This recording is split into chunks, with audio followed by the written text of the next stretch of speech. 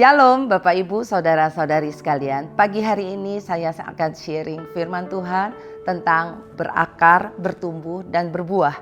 Untuk kita berakar, bertumbuh dan berbuah itu harus dibangun dari diri kita sendiri. Harus dari diri kita sendiri. Hari ini kita mau belajar bagaimana kita membangun diri sendiri. Kita membangun diri sendiri. Setiap kita makhluk hidup harus bertumbuh.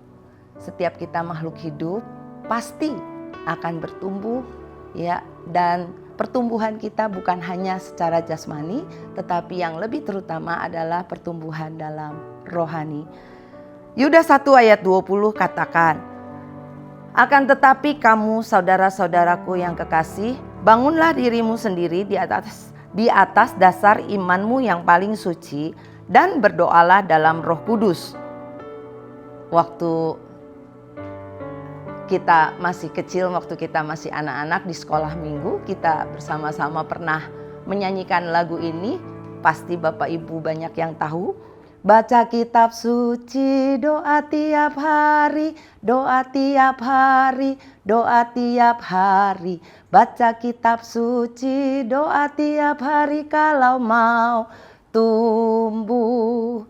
Kalau mau tumbuh, kalau mau tumbuh, glory haleluya. Baca kitab suci, doa tiap hari kalau mau tumbuh. Jadi dari anak-anak masih kecil kita sudah bawa dan ajarkan mereka untuk membaca Alkitab setiap hari dan berdoa setiap hari supaya bertumbuh. Sekarang yang harus bertumbuh itu apa? Yang harus bertumbuh adalah iman kita.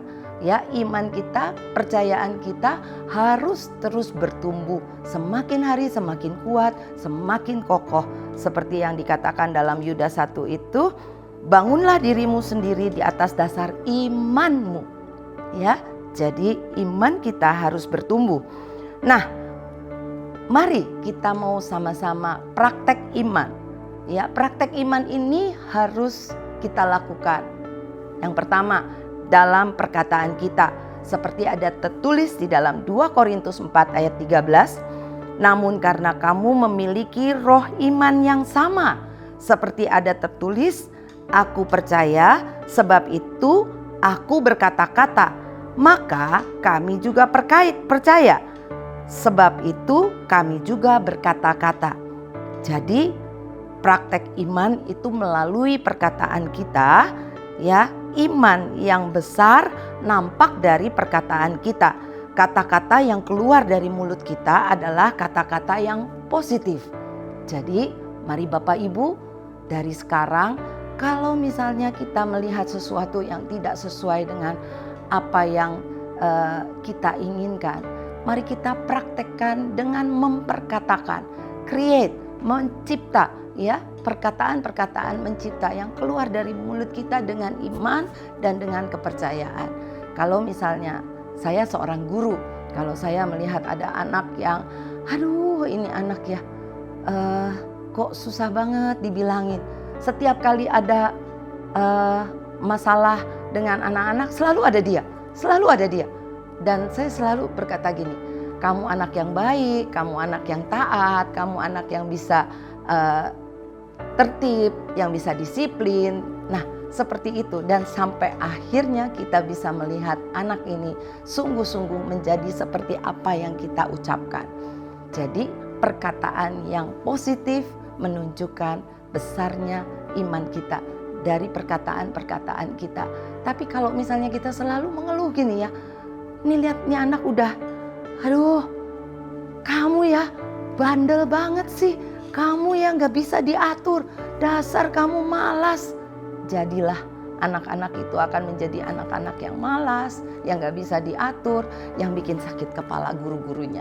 Nah Bapak Ibu, yuk hari ini kita mau ingat lagu ini yang selalu berkata, yang kini yang lemah berkata, ku kuat. Yang miskin berkata, ku kaya. Nah, itulah perkataan-perkataan iman yang besar. Walaupun kita sedang lemah, kita berkata, aku kuat. Walaupun saya sakit, saya berkata, saya sehat, saya kuat, saya sembuh. Maka kita akan melihat apa yang kita ucapkan itu menjadi kenyataan. Nah, jadi perkataan kita itu menunjukkan ukuran iman kita. Kalimat-kalimat yang berkuasa penuh dengan iman. Bapak Ibu, kita juga lihat contoh di dalam Alkitab di mana Yesus menyembuhkan 2 orang buta. Matius 9 ayat 28. Setelah Yesus masuk ke dalam sebuah rumah, datanglah kedua orang buta kepadanya dan Yesus berkata kepada mereka, percayakah kamu bahwa aku dapat melakukannya? 2 orang buta ini minta supaya Yesus menyembuhkan mereka. Terus mereka menjawab, iya Tuhan, kami percaya. Karena perkataannya itu, perkataan kedua orang buta itu, iya Tuhan, kami percaya Engkau dapat menyembuhkan kami. Maka Yesus menjamah mata mereka dan berkata, jadilah kepadamu menurut imanmu. Ya, mari Bapak Ibu, kita mau mulai dari sekarang memperkatakan perkataan-perkataan iman yang berkuasa, perkataan iman yang mempunyai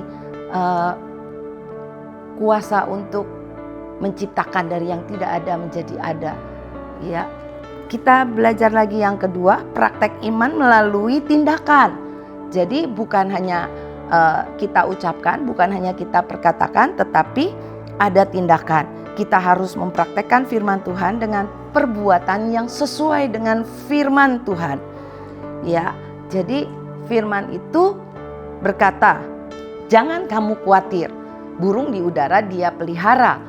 Nah, sekarang praktek imannya bagaimana? Ya sudah, jangan khawatir, burung di udara aja dipelihara oleh Tuhan. Tapi ada tapinya, ayat selanjutnya mengatakan bahwa carilah dahulu kerajaan Allah dan kebenarannya, maka semuanya itu akan ditambahkan kepadamu. Kamu gak akan khawatir, kamu gak akan kekurangan, kamu pasti dipelihara oleh Tuhan. Jadi kita tinggal melakukan tindakannya. Tindakannya apa? Cari dahulu kerajaan Allah dan kebenarannya. Kebenarannya itu ada di mana? Di dalam firman Tuhan. Di dalam Alkitab yang kita baca dan kita bisa praktekkan firman itu sesuai dengan apa yang akan kita lakukan. Seperti tertulis dalam Yakobus 2 ayat 26. Sebab seperti tubuh tanpa roh adalah mati, demikian jugalah iman tanpa perbuatan-perbuatan adalah mati. Nah, kalau kita praktekkan firman Allah, sama seperti orang bijaksana yang membangun rumah di atas batu karang. Matius 7 ayat 24 dan 25 mengatakan bahwa orang yang bijaksana itu akan membangun rumahnya di atas batu karang. Saya akan bacakan Matius 7 ayat 24 dan 25. Setiap orang yang mendengar perkataanku ini dan melakukannya, ia sama dengan orang yang bijaksana yang mendirikan rumahnya di atas batu. Jadi setiap firman Tuhan harus yang kita dengar itu harus kita lakukan. Kalau dikatakan jangan kamu khawatir, ya sudah, jangan kamu khawatir. Kesusahan hari ini cukuplah untuk hari ini. Lanjutkan. Tetapi setiap orang yang mendengarkan perkataanku ini dan tidak melakukannya, ia sama dengan orang yang bodoh yang mendirikan rumahnya di atas pasir. Bapak Ibu, praktek iman dengan tindakan itu sama seperti begini. Kita tahu kalau kita lapar kita harus makan. Kalau kita makan kita kenyang. Tapi praktek iman dengan tindakan itu begini.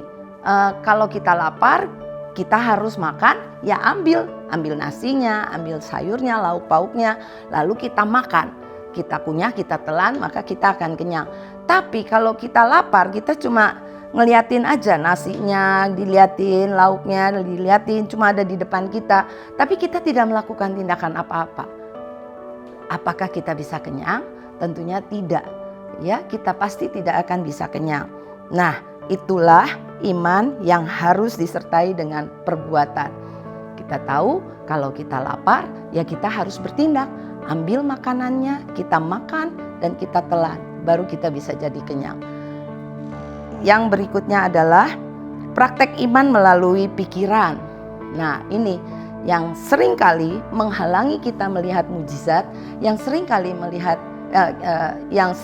menghalangi kita percaya dengan mujizat itu adalah pikiran. Seperti di 2 Korintus 10 ayat 5 katakan, kami mematahkan setiap siasat orang dan merubuhkan setiap kubu yang dibangun oleh keangkuhan manusia untuk menentang pengenalan akan Allah.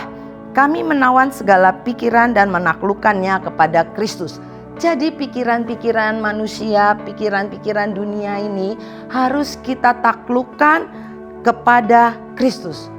Jangan memakai pikiranmu sendiri, ya, sebab rancanganku bukanlah rancanganmu, kata Tuhan. Nah, Bapak Ibu, di dalam Filipi 2 ayat 5 juga dikatakan, hendaklah kamu dalam hidupmu bersama menaruh pikiran dan perasaan yang terdapat juga dalam Kristus Yesus. Itulah yang harus ada dalam pikiran kita dan perasaan kita. Pikiran dan perasaan Kristus Yesus, sehingga kita bisa melihat hal-hal yang ilahi, kuasa-kuasa Allah.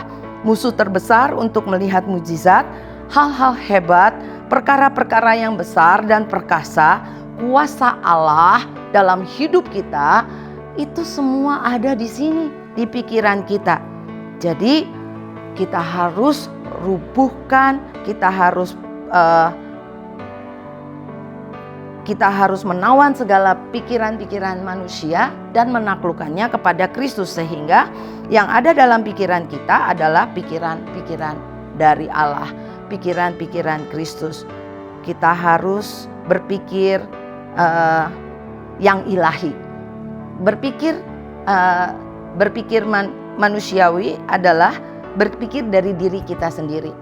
Karena saya seorang guru, anak-anak saya suka menyampaikan kepada anak-anak ini, jangan kamu berpikir bahwa matematika itu susah, bahasa Inggris itu susah.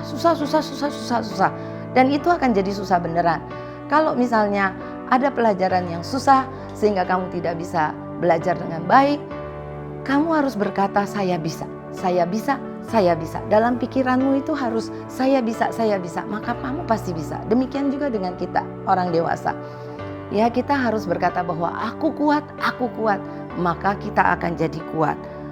Nah, jadi kalau berpikir secara duniawi itu dari orang lain, ya. Dari orang lain dibilang orang lain akan menjudge atau menilai kamu sebagai, ya kamu mah payah, emang kamu gak bisa matematika, kamu mah payah, bahasa Inggrismu payah, kamu mah gak bisa apa-apa, dasar kamu bodoh. Nah, itu adalah pikiran duniawi, ya, dari orang lain, sehingga membuat kita menjadi down, membuat kita jadi lemah dan gak punya iman. Nah, kita harus berpikir yang ilahi, yaitu pikiran Kristus. Pikiran Kristus itu membuat kita punya semangat melawan semua yang kita tidak bisa, dan kita berkata bersama dengan Tuhan Yesus, aku pasti bisa, aku pasti bisa, aku pasti bisa menyelesaikan semua masalah dalam kehidupanku, baik masalah keluarga, masalah ekonomi, masalah sakit penyakit, apapun masalahmu. Kini yang lemah berkata aku kuat, yang miskin berkata aku kaya dengan pengenalan akan Tuhan, aku kaya akan iman, aku kaya akan semua berkat-berkat yang Tuhan sudah tetapkan menjadi bagian kita. Tuhan Yesus memberkati.